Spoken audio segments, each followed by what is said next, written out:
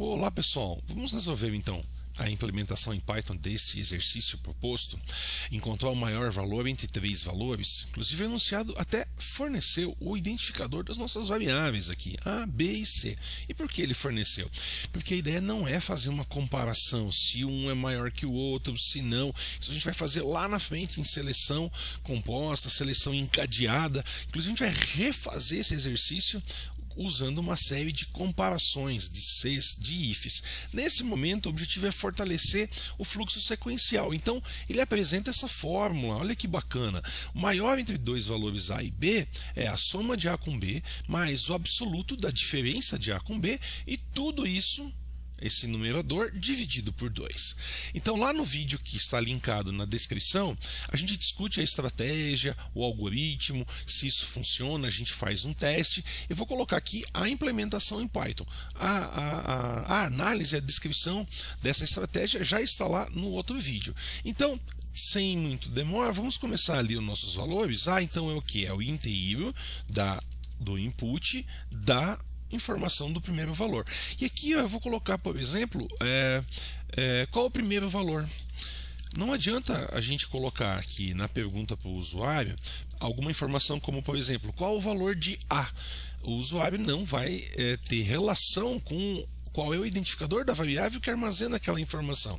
Claro, você mesmo é o usuário deste código, então se você quer imprimir um valor de uma variável para testar, você pode colocar internamente, mas é só importante lembrar então que essa mensagem, supondo que fosse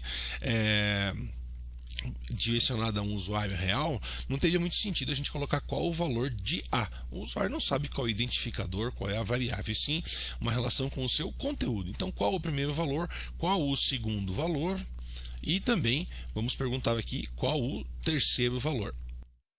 Ok? Podemos então fazer o processamento dos dados calculando de imediato o que?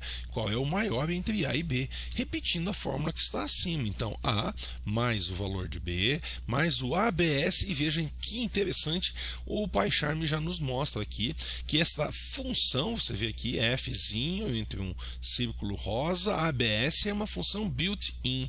Então, uma função que faz parte do core, não há necessidade de import de algum módulo. E o ABS faz exatamente isso.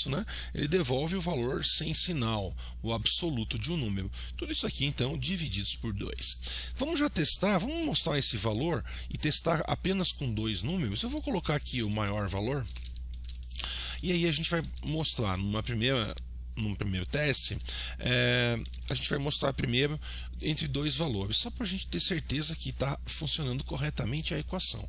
Então eu vou executar aqui embaixo.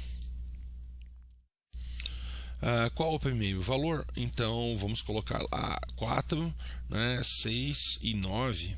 Então veja que o maior valor entre esses dois caras é justamente o que? O maior valor é o 6. O 6 é o valor que a gente teve em relação aos dois valores que a gente recebeu. Ok? Vamos fazer então a segunda equação. O que é a segunda equação? É o maior de A, B e de C. E nesse caso a gente vai utilizar esta primeira variável como sendo a variável de início e a variável C como sendo a terceira variável. Portanto, a gente vai ter o que aqui?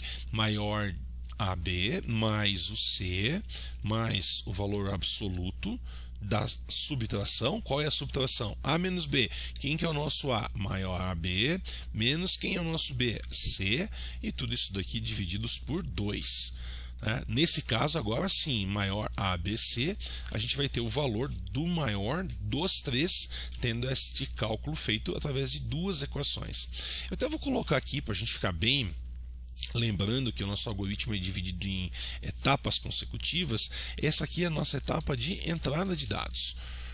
Aqui a gente tem uma segunda etapa bem definida, que é a etapa do processamento desses dados, quando ocorrem uma série de operações lógico-matemáticas que vão transformar os dados de entrada nos dados de saída. Então, entrada de dados, processamento desses dados e, por último, a saída de dados.